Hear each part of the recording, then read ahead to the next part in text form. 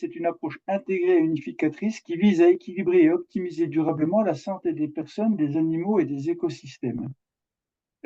C'est assez choquant comme définition parce elle va heurter certainement certaines sensibilités. On est en train de dire qu'il faut équilibrer et optimiser la santé des personnes, des animaux et des écosystèmes.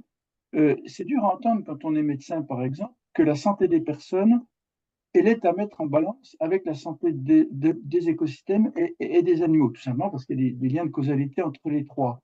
Et qu'on ne va plus être tout à fait dans une logique à tout prix, mais dans une logique de compromis entre les différentes santé. Bien sûr que la santé humaine en bout doit en bénéficier, mais elle n'est plus la seule à être considérée. Avec une seule santé, c'est vraiment de repositionner tout ça. C'est-à-dire, de peut-être, éviter un anthropocentrisme qui Mm. viendrait dénaturer, le concept même.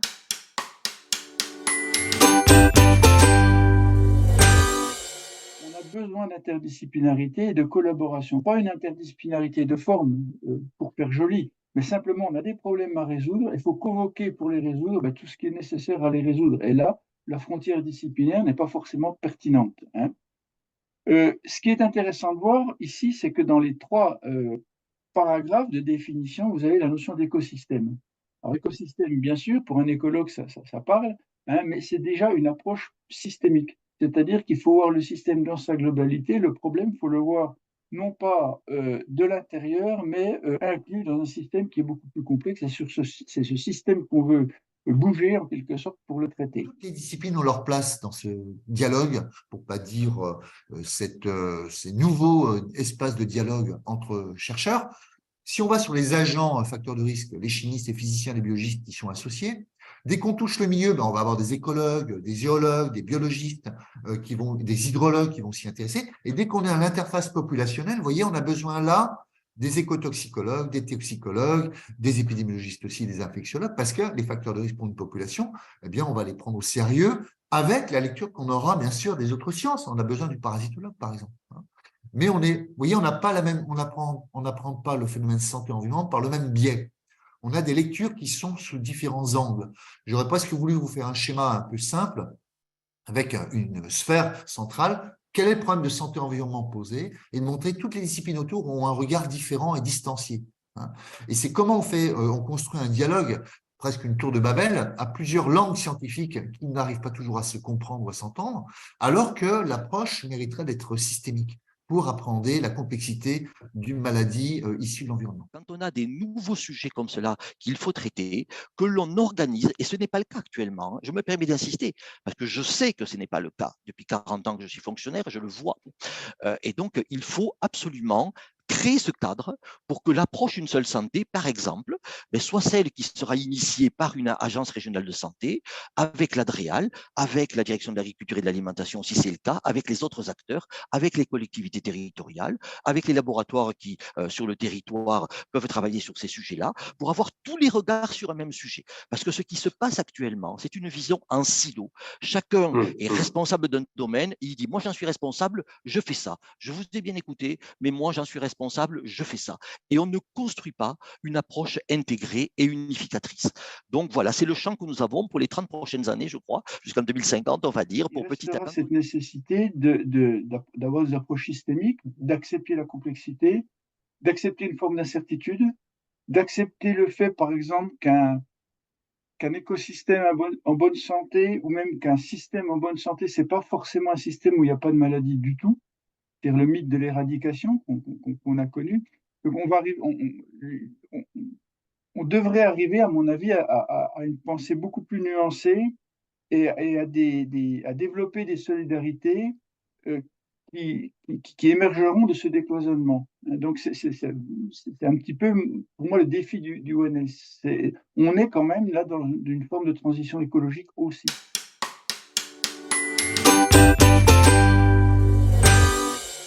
On a travaillé ici sur les relations entre ces êtres vivants. Virus, bactéries, protistes, on en a analysé plus de 100 000.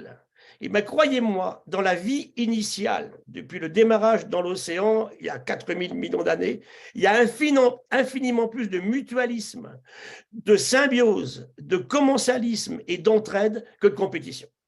Et la clé de l'humanité aujourd'hui face effectivement à ces questions de climat qui changent trop vite d'un côté et du monde qui s'effondre, ça sera infiniment plus la coopération pour avancer. Et je pense que là, les associations avec lesquelles on travaille ce matin, là, eh bien, elles sont là pour ça. De la coopération, de la transversalité, de la communication entre des partenaires qui ne se verraient pas forcément autrement. Et One Health est en plein De là-dedans. mettre en œuvre, c'est les petits rouages que vous voyez au milieu, hein, c'est ce qu'on appelle les 4C. Alors, ça ne fait pas 4C en français, mais ça le fait en anglais. Hein, c'est la communication, la collaboration, la coordination, et puis le renforcement des capacités, c'est capacity building en anglais, donc ça fait 4C. Bon. C'est à inventer. C'est-à-dire que pour le moment, on en est au niveau de la prise de conscience. Il y a un certain nombre d'exemples qui montrent que ça marche, bien sûr, hein, on n'est pas partant sur n'importe quoi, mais ça correspond à une nécessité qui est celle de s'adapter aux transitions écologiques qu'on est en train de vivre et dont on a pu voir l'expression à travers l'accélération, par exemple, des phénomènes pandémiques. Hein, depuis le début des années 2000, on voit que tous les 4-5 ans, il y a une pandémie qui arrive avec un nouveau microbe. Eh bien, oui, il faut s'y préparer. Ça fait partie du fonctionnement maintenant normal du système. Et ça, on ne pourra s'y préparer et anticiper que si on arrive à intégrer les différents savoirs. C'est suffisamment de compréhension des interactions et des interrelations entre tous les enjeux pour être capable, quand on agit dans un domaine, d'accepter, d'écouter les autres regards et les autres points de vue. C'est ça qui va nous faire progresser.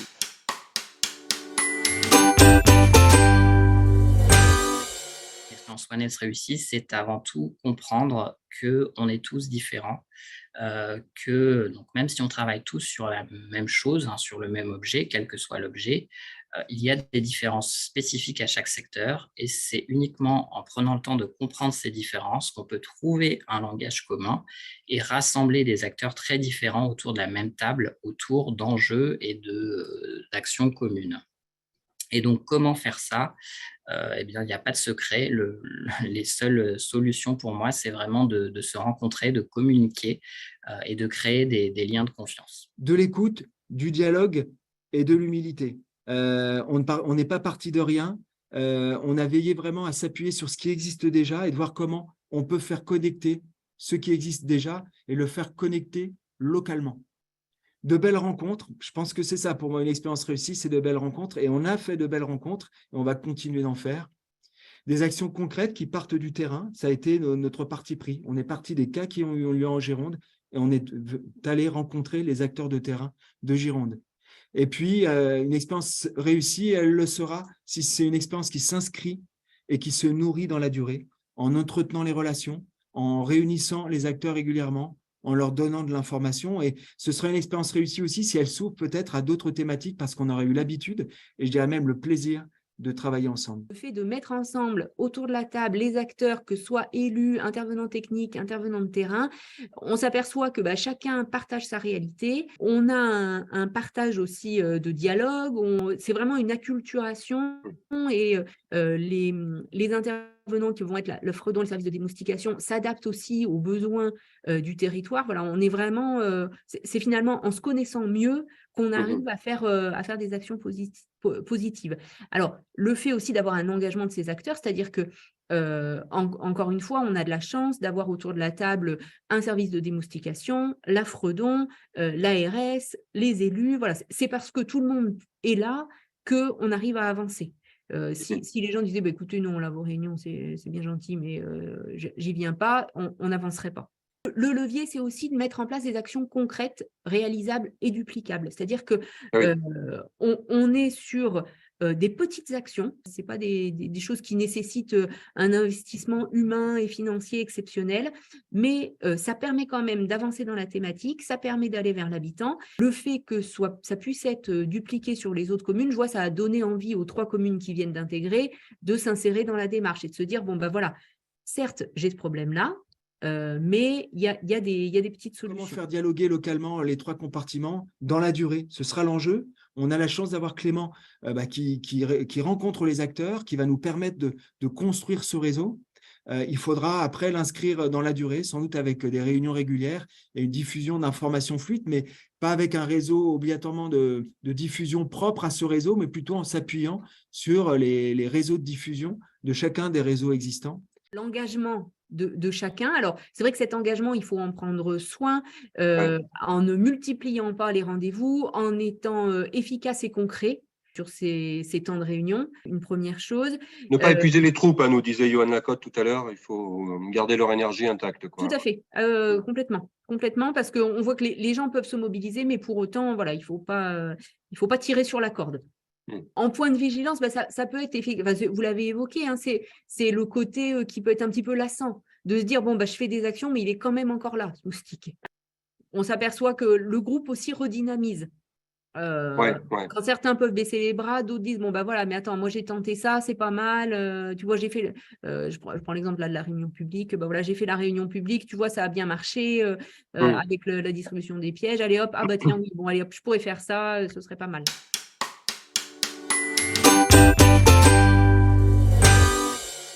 Mais qu'au-delà de cette compréhension de ces relations étroites entre santé, environnement et société, il doit s'accompagner une meilleure compréhension des leviers d'action et la promotion de la santé via la Charte d'Ottawa, en lien avec le développement durable, reste le modèle à suivre pour une seule santé. Je dirais qu'il y a 4 piliers essentiels qui doivent coopérer. La science, pas les opinions. Vous avez entendu les conneries qu'on a dit sur le Covid. Vous avez entendu tout ce qui a été dit depuis nos candidats aux élections présidentielles. Ils sont bourrés d'opinions. Aucune base scientifique. La science n'est pas une opinion. Deuxièmement, la politique, laquelle on peut en discuter. Pour moi, l'écologie n'est pas l'apanage d'un parti écologiste. Elle devrait être partout aujourd'hui, l'écologie. Troisième pilier, ce que vous êtes, le monde associatif et les citoyens. C'est fondamental. Et puis enfin, les entreprises. Je ne pense pas aujourd'hui qu'on puisse s'en sortir dans les délais que l'on a sans la prise en compte d'entreprises. Je travaille beaucoup avec la Maïf, pour ne pas la citer, qui est entreprise à mission, qui dédie une partie de ses bénéfices maintenant à ces questions-là, et on y va.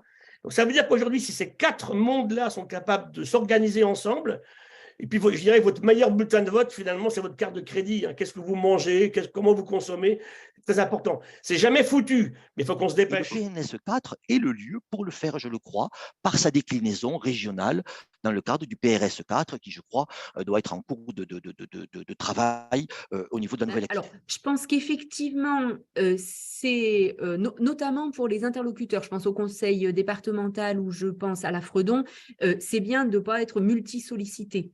Et de pouvoir, là, ils interviennent finalement par le biais d'un groupe de travail, ils peuvent intervenir sur 5 communes en même temps. Donc, c'est vrai que ça paraît pertinent. Après, il y a des actions au niveau départemental.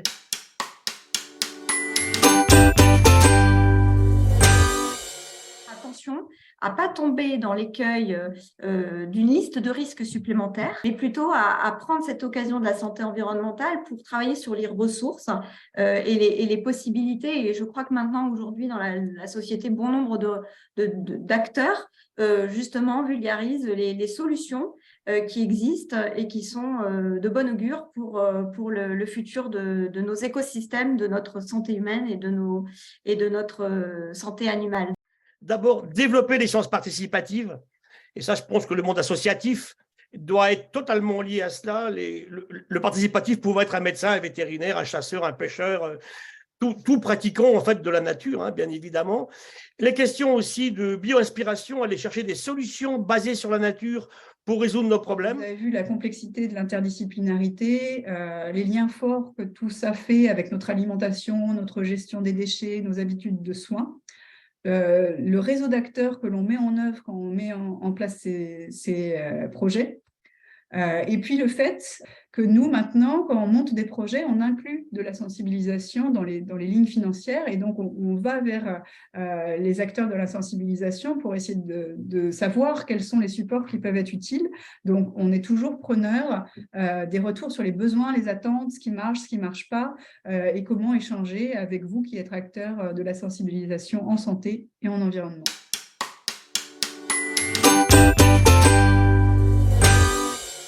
Aujourd'hui, il est clair que les aspects sociaux sont essentiels. Vraie question à se poser. On ne peut pas prendre des décisions environnementales sans en mesurer l'impact social. C'est absolument essentiel. Et autant mes amis médecins tout à l'heure que mes pharmaciens ou vétérinaires vont dans le même sens. C'est très important à prendre en considération.